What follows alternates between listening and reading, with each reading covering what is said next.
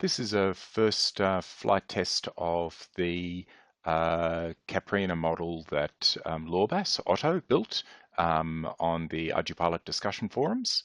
And it's a thrust-vectored belly sitter.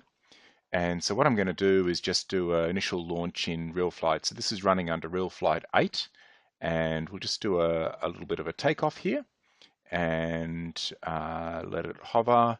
Now, the parameters I've got loaded here are the exact parameters that lorbass has been flying on his real model of the same sort, and they're not quite right. But you'll see there's a little bit of twitchiness. It could definitely do with some tuning, but you can sort of see it flying there reasonably well, but it's a little bit twitchy, and you can see there he's put a nice little Caipiriniha. I'm not quite sure how to pronounce it. Caipiriniha, the name on the side of the model. And if I just bring it up here and turn it around, then you'll also see a nice touch where he's got an Australian flag there. I'll just bring it down so you can see it. So there's an Australian flag sitting on the little winglet on the left there, which is very nice. So you can see it's flying okay in Q hover. That's Q hover mode. I'm now going to do a transition. And the transitions are a little bit slow. As I said, the tuning's not quite right. So if I tell it to transition there now, then it'll go to forward flight.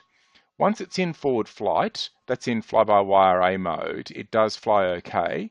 I would like a little bit more roll angle. As I said, I've got exactly the same settings that lorbass has on his real model, and so the same, roll and pitch and limits, etc.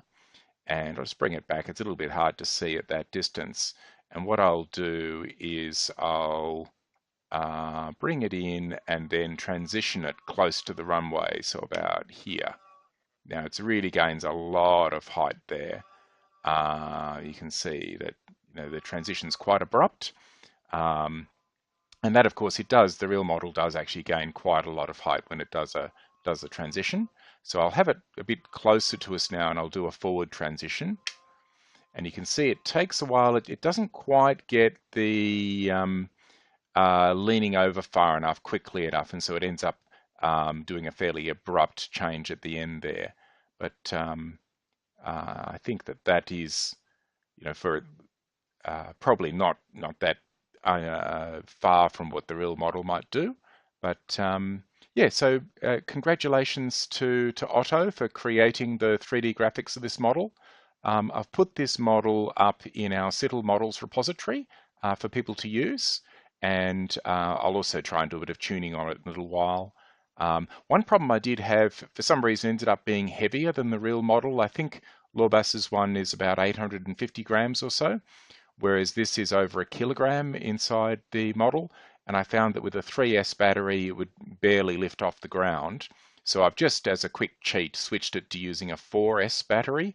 So we've got to work out where the extra weight's coming from, and why it isn't flying on 3S like the real model should do.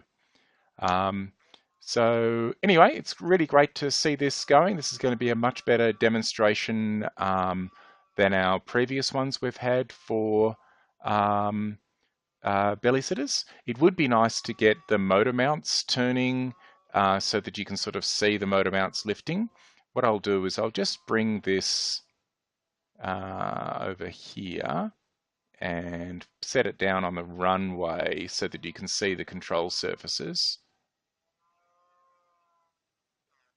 All right, there it is, sitting on the runway, and you can see there the control surfaces moving, and that's roll and pitch, but it doesn't move the motors. The motor, the little rings that designate where the motors are in a fixed location.